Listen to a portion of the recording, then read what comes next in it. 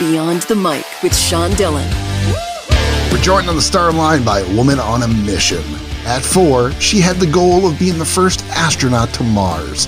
Her book, Dream Big, How to Reach for Your Stars, is her roadmap for success. We welcome Abigail Harrison. Hi, thanks for having me on. Astronaut Abby, let's go beyond the mic. In your book, you say, quote, "The more you care and value something, the more doubt to feel about it," unquote. How do you overcome doubt to achieve your goals? Absolutely. Doubt is a big struggle that a lot of people face, and it's something that I especially have faced because I have such a big and, if you pardon the space pun, out of this world dream, and have been so vocal about sharing my dream with the world. I've faced a lot of doubt surrounding it. And I think that one of the ways that we can overcome doubt around our dreams and aspirations is by doing just that, by being really vocal about them, by being willing to follow down the path no matter what comes, and saying that it sounds a little cheesy when you say it, but I promise this is true, that the journey towards a dream is just as worthwhile as achieving the dream itself. I think that is the best medicine that you can get against doubt, is to say that no matter what happens in the long term, it is important to value the journey as well. And even if you don't end up making it, it is still worthwhile to have chased after your big dream. Your book wants to help kids achieve their goals, no matter if it's space or any type of goal.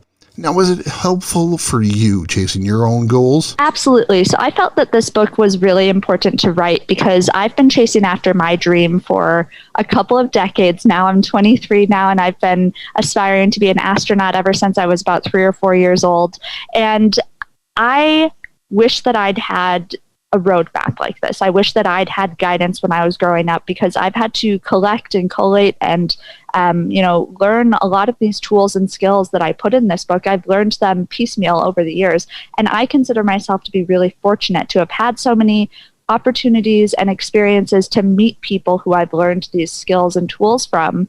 But it's something that not everyone has. Not everyone has people in their life who are able to teach them these things. Not everyone is able to meet the people that I have and learn how to chase after a dream or a goal. And so I wanted to make sure that all of those things were collected in one place and were really available and accessible to everyone. Who's your biggest mentor who guided you? One of my biggest mentors is astronaut Luca Parmitano, who I met when I was 13 years old by chance in an airport, and I recognized him, and I went up and I introduced myself to him and asked him if I could interview him. And he ended up not only allowing me to interview him, but also he sat down with me for about an hour and gave me all sorts of advice about becoming an astronaut, about chasing after this dream.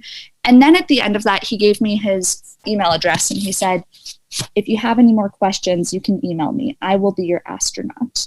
And he stayed true to that promise. And over the years, he has been willing to answer any questions I've had. He's been there to support and to lift me up in big moments during my life as I chase after this dream. And he's really shown me the value of reaching out a helping hand to other people and making sure that you keep the door open behind you after you've already achieved your dream. Now, how important is STEM education for the future of our country, in your opinion? I think it's vital. I think that it cannot be overstated how important STEM education is. I think that if we want to continue to, let me rephrase that. I think that we as a generation are facing a lot of big issues. And in order to solve them, we are going to need new solutions, and a lot of those will come from STEM, so science, tech, engineering, and math.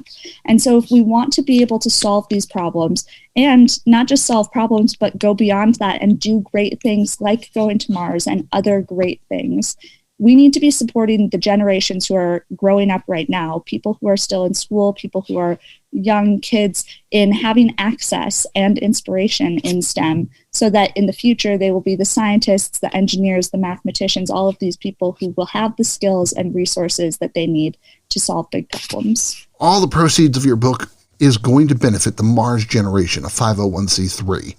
Why did you do this, and why was this important to you? So the Mars Generation is a 501c3 nonprofit that I co-founded about 5 years ago, and it is really near and dear to my heart because I want every young person around the world to have opportunities, to be inspired, to be excited, and then to be supported in STEM fields.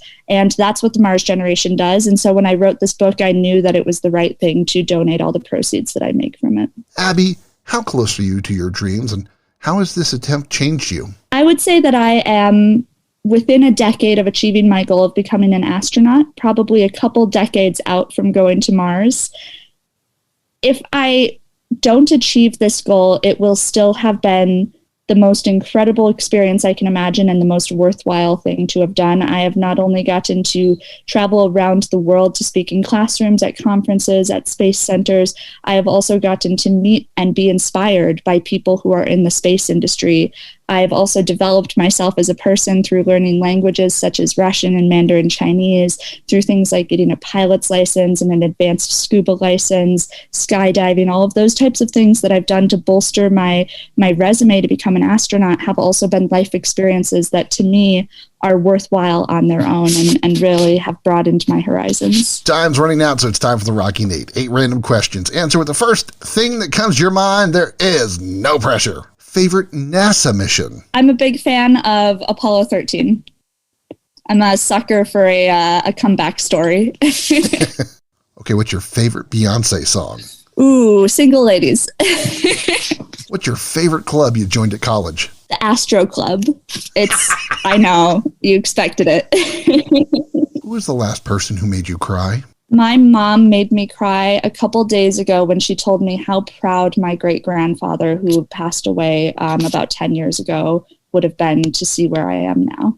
I know you like to bake, so what was the last thing you baked? I made some really bad bread, just like everyone else during this pandemic.